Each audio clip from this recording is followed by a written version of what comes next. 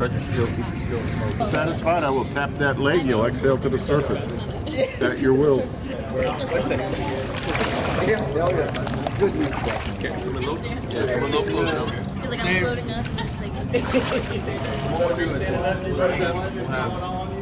Running around. All this.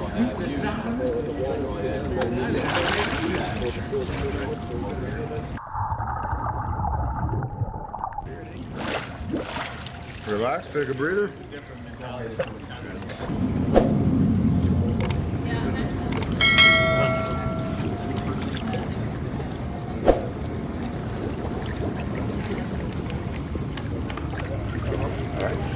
Go down. Be flat on the deck. Here we go. Ditchy, ditchy, ditchy.